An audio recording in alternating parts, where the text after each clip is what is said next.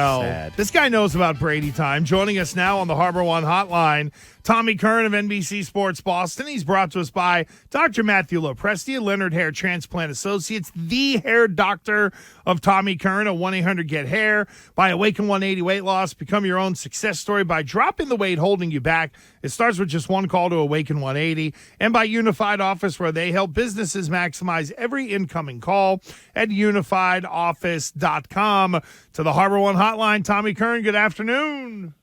Hello, boys. How are you? We're okay, of course, talking about last night's game and the offense and the fact that somehow this team is 7-6 and they're the 7th seed and it's all in front of them, even amidst all of this dysfunction. How do you correlate all of this, Tom? I think Andy said it a bunch. It's just not a very good league right now. As cleanly as the Patriots, bad sentence structure, as cleanly as the Patriots failed to play last night, they ran into a team that was damn well intent on playing even sloppier. And, to me, I love the fact that the team does still have fight, from Kevin Harris to Pierre Strong to Mac Jones to Duggar to Marcus Jones, to the way they hit. They just are not a well-coached and disciplined and situationally smart team. And that, to me, to be 7-6, despite all those things after 13 weeks, has to speak to the level of competition. One of the obvious bright spots was the pass rush last night. I thought they were all over Colt McCoy against a bad offensive line. I guess we should probably put it all into perspective. But I'm wondering about Josh Uche. And Matthew Judon has said for weeks now, maybe months now, that Uche is the best pass rusher on the team. And I think we all kind of laughed and was like, oh, that's a nice veteran teammate, some love for his young teammate. Is there potential for that to be true? Are we watching a budding pass rusher come into his own?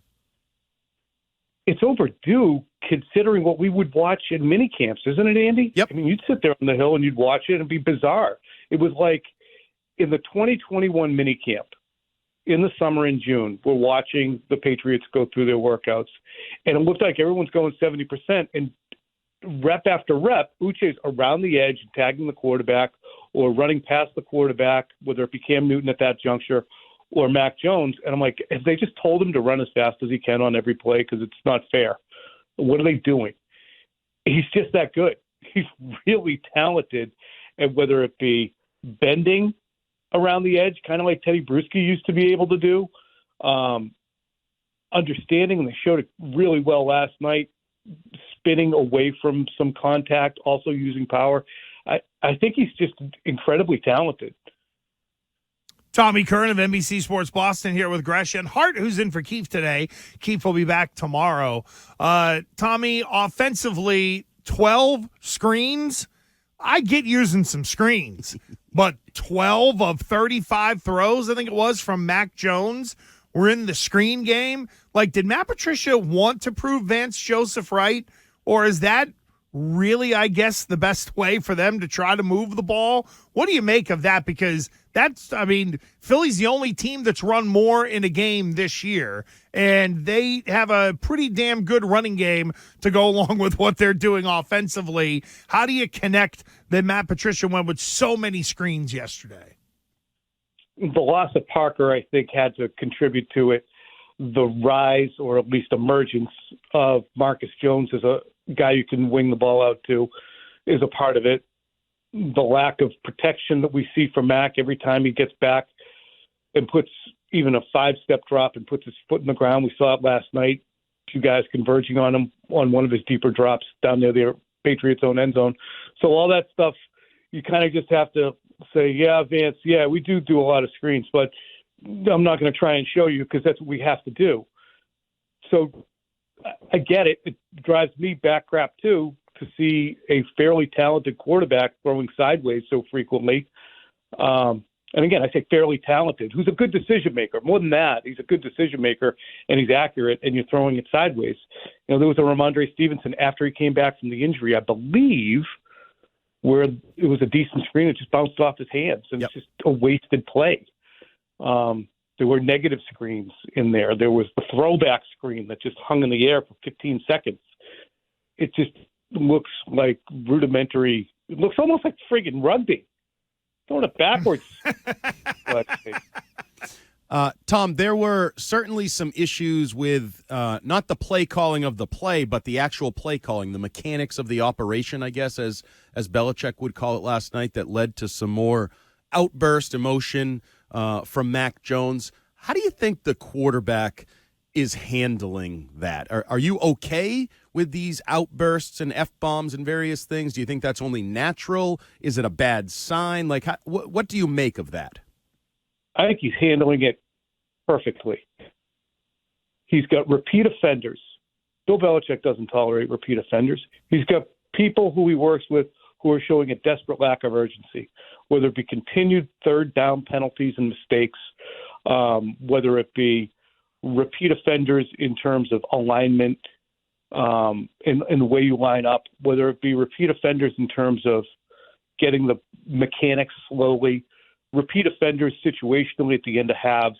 He's dealing with people who, for whatever reason, lack urgency.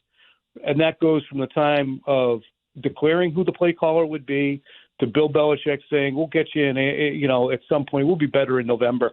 It's going to take a while here. Somebody's got to show some urgency. And if egos get hurt because they get shown up on national TV, TFB. I just don't understand how there's a resignation and an acceptance of this level of sloppiness that has infiltrated Bill Belichick's team. So, good. Yell at them, scream at them, dismiss them, wave at them, F-bomb them until somebody shows that they're going to be the adult in the room and put the pressure on the players to perform in the way that we're fully accustomed to seeing. So, love it. Keep it up. And Kendrick Bourne, I think, referenced some of that whenever he had his comments a while back. Like, we have plays, but we can't block it up. A lot of that's on the offensive line, and that leads me to Trent Brown, Tommy. Seriously, and Hart and I were talking about it. This guy just checks out for quarters of a game or parts of a game, or against Cleveland, he looked like an animal, and we haven't seen that guy since. I don't know. Like, I thought, boy, what a coup for them to be able to get this guy and to be able to have him back. He is stunk. Is it over for him here in New England after this year, in your opinion? That long-standing illness, I'm certain didn't help at all.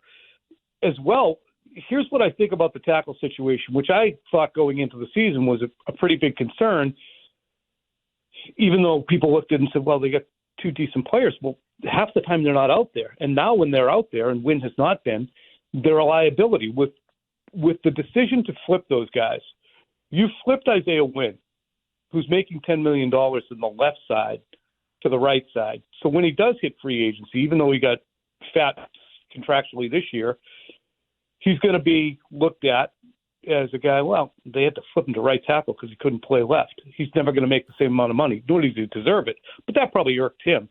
Meanwhile, you signed Trent Brown to play right tackle and then flip him to the left side where guys usually make $18, $19, $20 million a year. The average player makes about 15 over there right now. So he knows he's getting underpaid. I don't think he really started the season in the best way with a couple of guys who can be easily dissuaded or easily disaffected. How's that? They can easily seem to lose interest. That was the complaint about Trent Brown in Oakland and then Las Vegas. And I think that's what we've seen with Isaiah Wynn. So I don't think it's all physical. I think it's engagement from both players at different junctures during the year. Because Trent Brown's an incredibly talented player. But, yeah, he's at times just, Tom, we talk a lot about the short passing game. It's been a talking point for the last couple of weeks. But if we remember, we started the year talking about 50-50 balls, pushing the ball down the field.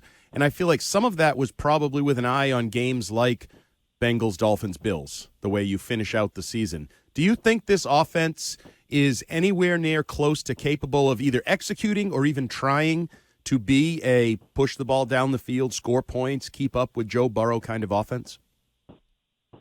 I think the quarterback has the capability to do it. I just think the Patriots are terrified whether it be Patricia or Bill Belichick, of their offensive line.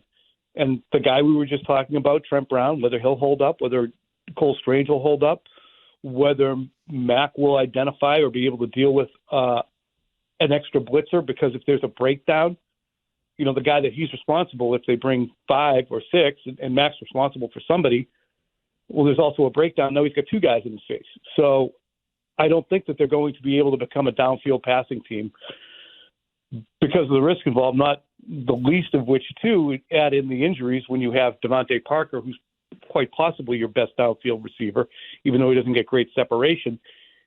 That concussion looks like it's probably going to keep him out for this Vegas game as well. How many pass breakups, meanwhile, did Nelson Aguilar have last night? Well played, Tommy. Well played. You mentioned the Raiders. They are next. I know we got to turn the page very quickly. Who has the coaching advantage in this one? I would say if we'd say Team X versus Team Y, Coach X versus Coach Y, and take all those things out, I would say it's almost a dead heat. I mean, the Patriots are highly penalized. They have situational football problems.